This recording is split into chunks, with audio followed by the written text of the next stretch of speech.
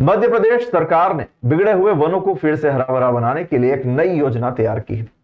इसके तहत प्राइवेट निवेशकों को 60 साल की लीज पर जंगल सौंपे जाएंगे ताकि वे इन वन क्षेत्रों का दोबारा विकास कर सके।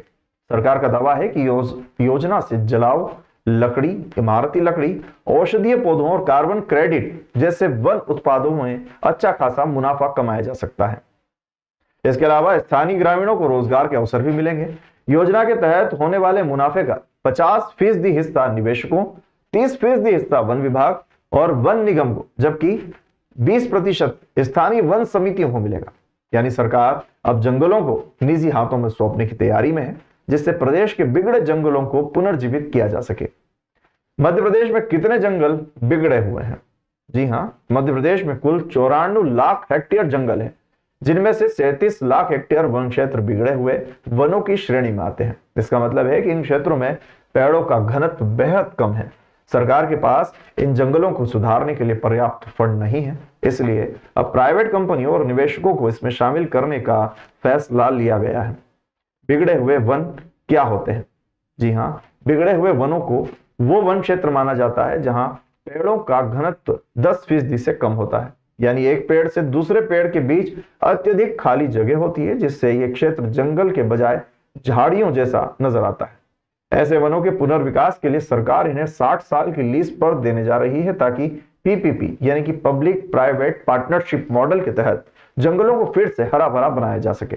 योजना को कैसे लागू किया जाएगा? बड़ा प्रश्न है। कम से कम 10 हेक्टेयर के इलाके का चयन होगा। यदि कोई क्षेत्र 10 हेक्टेयर से छोटा होगा तो आसपास के जंगलों को मिलाकर 10 हेक्टेयर या उससे बड़ा बनाया जा सकेगा। यदि किसी खदान क्षेत्र में पेड़ लगाना संभव नहीं होगा तो आसपास की उपयुक्त जमीन को जहां की जमीन पर पौधे लगाए जाएंगे। वन विभाग जंगलों का डिजिटल नक्शा तैयार करेगा ताकि मौजूदा स्थिति और सुधार की जरूरतों को समझा जा सके। योजना लागू करने से पहले गांव की आम सभा यानी कि ग्राम सभा में प्रस्ताव रखा जाएगा और स्थानीय ग्रामीणों की सहमति भी ली जाएगी। स्थानीय वन समितियों को भी योजना में शामिल किया जाएगा। निवेशक, वन समितियां और वन निगम के बीच एक समझौता होगा जिसमें सभी की जिम्मेदारियां और अधिकार तय किए जाएंगे। समझौते पर भविष्य में बनने वाली किसी भी नए नियम का असर नहीं होगा। करीब करीब 60 साल तक कार्बन क्रेडिट का अधिकार निवेशकों के पास रहेगा।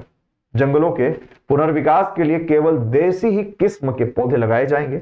निवेशकों या कंपनियों को 1 साल के भीतर काम शुरू करना अनिवार्य होगा और 2 साल के भीतर जंगल को दोबारा हरा भरा बनाना होगा। किसे कितना फायदा होगा अब यह जानते हैं।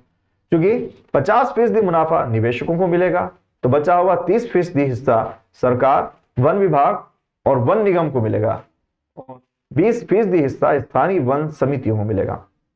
कार्बन क्रेडिट बेचने का अधिकार निवेशकों के पास होगा, लेकिन 10% कार्बन क्रेडिट ग्राम समितियों को भी मिलेगा।